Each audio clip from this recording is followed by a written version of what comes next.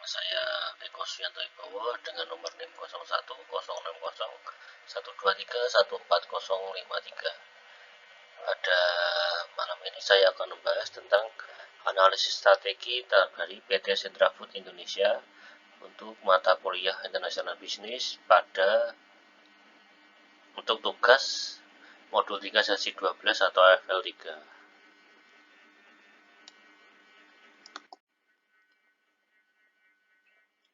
Company profil. Company profil dari PT Sentra Food Indonesia adalah didirikan pada tanggal 28 Juni 2024. Bidang usahanya ini bergerak pada bidang pengolahan makanan dan minuman melalui perusahaan anak. Pemilikan saham yaitu PT Super Capital Indonesia 76,92%, masyarakat 23,09%. Untuk alamat dari PT Sentra Food Indonesia ini di Gedung FWT Tower, lantai 29, Unit E, Jakarta Selatan.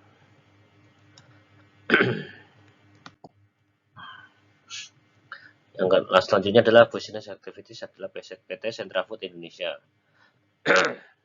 Perseroan melaksanakan kegiatan usaha melalui entitas anak yaitu KFI dan SAP yang meliputi bidang pengolahan makanan dan minuman, berdiri sejak tahun 1975. KFI merupakan perusahaan terkemuka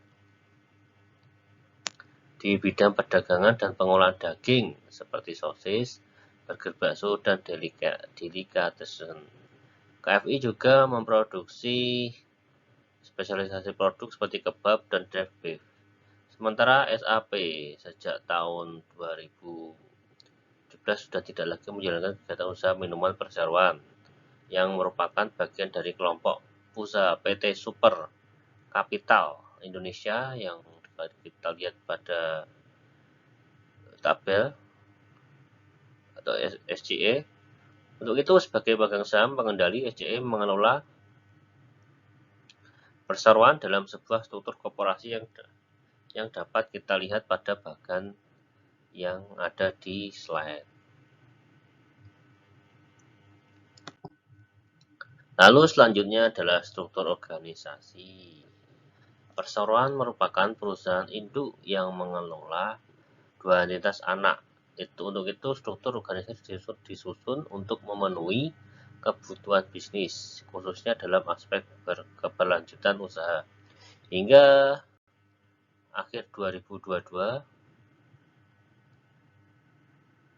struktur organisasi perseroan hingga satu tingkat di bawah direksi yang dapat kita lihat di slide.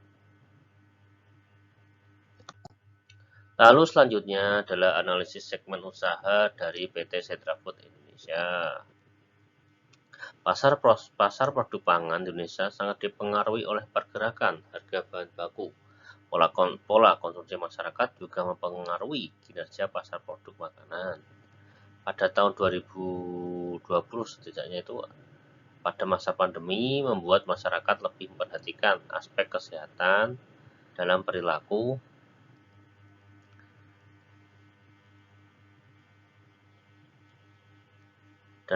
konsumsi. Tentunya ini adalah harapan dan untuk menjangkau pasar yang lebih luas. Produk daging dan turunannya yang lebih sehat semakin tersedia di pasar. Disertai dengan semakin kuatnya era e-dagang, maka diperlukan adanya inovasi pemasaran yang semakin mendekatkan produsen kepada konsumen. Pada tahun 2022, perseroan masih mengandalkan dua segmen usaha yaitu penjualan daging olahan dan daging segar. Tingkat pendapatan dari kedua segmen dapat dilihat pada tabel yang ada di slide. Saya jelaskan, yang pertama adalah penjualan daging olahan. Perseroan mencatatkan penjualan daging olahan sebesar 60,91 miliar rupiah pada tahun 2022, naik sebesar 9,53% dibandingkan tahun sebelumnya sebesar 55,61 miliar pada tahun 2021. Pendapatan dari segmen penjualan daging olahan ini mewakili 70% dari total penjualan perseroan, meningkat dibandingkan 60,74% pada tahun 2021. Lalu selanjutnya adalah penjualan daging segar. Perseroan mencatat penjualan daging segar sebesar 26,10 miliar rupiah pada tahun 2022, turun sebesar 27,38% dibandingkan tahun sebesar 35,94 miliar pada tahun 2021. Pendapatan dari segmen penjualan daging mentah ini mewakili 30% dari total penjualan perseroan, menurun dibandingkan 39,26% pada tahun 2021. Selanjutnya tentang proyeksi pemasaran dari PT Sentra Food Indonesia. Perseroan sendiri telah menetapkan rencana bisnis yang disesuaikan dengan perkiraan kondisi ekonomi dan bisnis tahun 2023. Untuk itu, Perseroan menetapkan pencapaian penjualan tahun 2023 akan relatif stabil.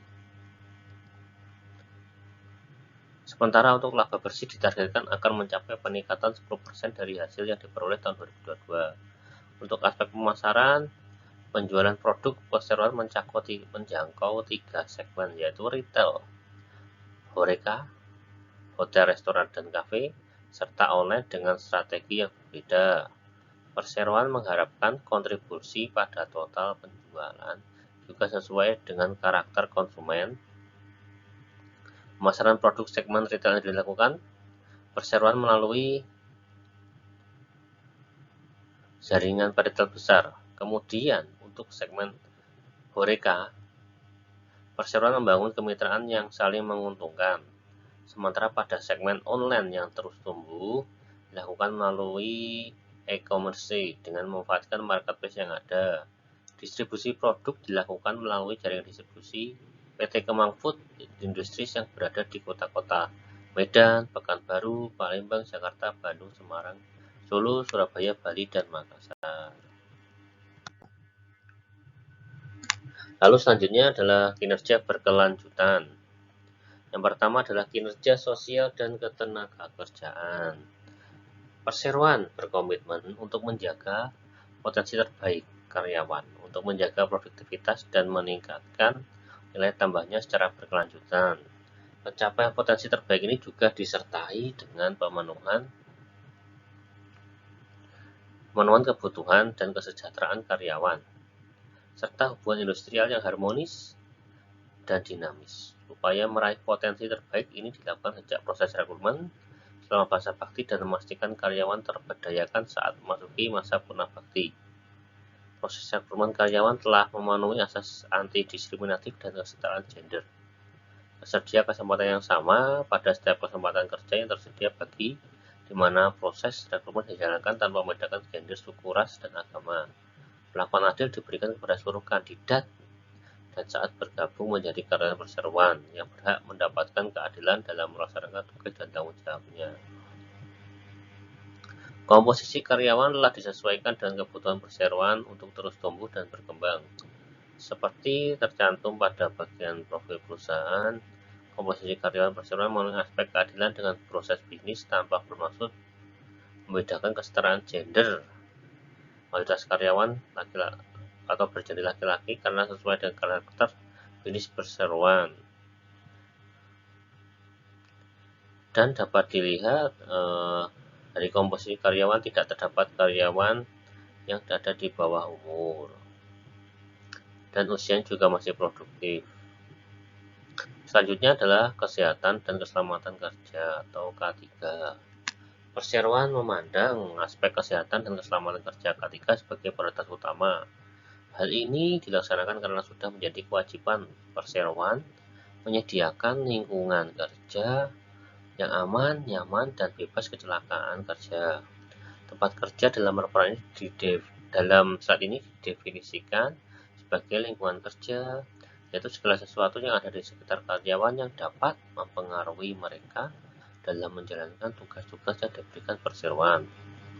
Seluruh pihak yang terkait dalam kegiatan operasional, baik seluruh karyawan hingga kontraktor pihak ketiga yang terlibat dalam kegiatan perseroan, diwajibkan untuk mematuhi dan mensukseskan implementasi sistem manajemen K3 yang bertujuan untuk mewujudkan zero accident yang ada di tempat lingkungan kerja. Dan perseroan juga telah berhasil menekan tingkat kecelakaan kerja yang seperti pada slide berikut.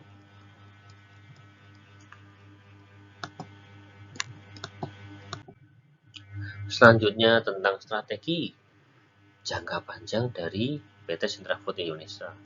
Yang pertama adalah melakukan pembukaan pasar baru secara agresif pada semua segmen pasar. Yang kedua, mendorong pasar baru melalui jajaran distributor di wilayah-wilayah baru.